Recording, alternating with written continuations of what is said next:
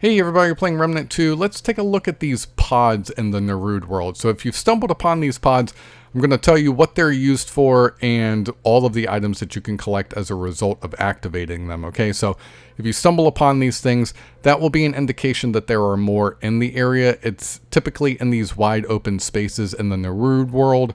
Timeless Horizon, I've also seen them in Eon Vault spaces. So if you happen upon them, you can press X and that will activate them.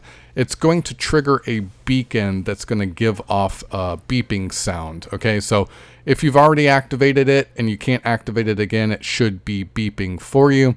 Your teammates can activate them as well, but we're just stumbling around here and we're just searching for 5 pods. Now, because the game has a random application to it, the pods may not even exist in your world, so you may need to re-roll, but they're definitely not going to be in the same location. Okay, so we have found multiple pods and multiple campaign runs in various places. I'm just showing you where the 5 are that we found in this area, just to give you an idea about where they could be located. So they could be over sort of in the swamp area. They could be on top of platforms. They could be in between platforms. They could be next to buildings that you could enter. So just scour the area. You're going to have to find these, but once you do and you activate all 5 of them, you can move forward to the location where you can retrieve all of the items out of the pods. All right, so we're here again, Timeless Horizon. From this crystal, we're going to make our way over to a multi-tiered side quest area.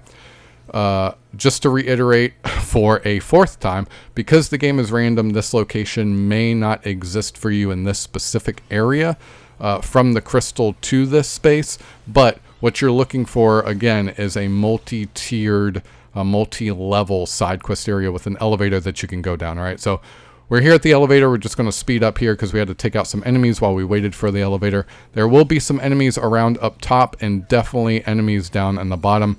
But once we get down here, let me just show you at the bottom of this area, you will notice some pod holders or deposits. So this is where the pods will end up once we've triggered the event. And the event gets triggered by, let me just show you the map real quick too. So this is that location, just showing you the entire map, and we're down in the bottom left-hand corner of it. It should be pretty obvious on your map that this is a multi-tiered area, but we're going to trigger this event. There's a console in this area, and directly behind the console will be a side quest. That's what we're going to use to trigger this event. So once we're in the side quest, this is the dark conduit area. We're going to make our way all the way to the end of the dark conduit, and we have to do something very specific to initiate that console outside of this area. So there's nothing really special to the dark conduit run. It's pretty standard. You're going to collect some items, kill some enemies.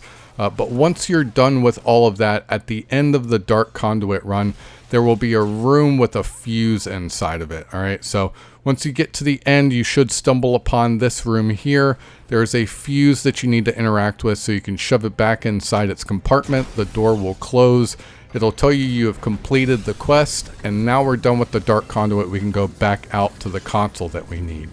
Once you're finished here, going back out of the dark conduit area back into the Timeless Horizon, the console should be interactable now. So we're going to interact with the console, take out some of these enemies, but once I interact with this console, you'll notice that that machine or drone or ship, whatever in the center there, is flying out of this space.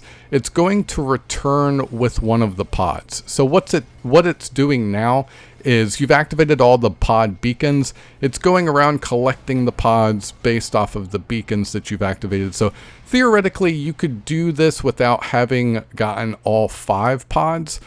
But luckily we found all 5, not a big deal. The first one that drops here, for the life of me, I could not remember what that item was, but it looked like a purple item. Your second one is going to be a galvanized iron set. Your third is going to be a ring. So again, that drone or that machine is going and collecting the pods, and these items are all inside the pods. Okay, so you're going to get a ring, you're going to get an amulet here, the defense engine, and the last thing you get is a gun. So hopefully this helped you guys out. If this is confusing at all, you have any questions, leave questions in the comment section. I'll try to answer them the best that I can. But again, hopefully this helped you guys out. Thanks for watching, and we will catch you next time.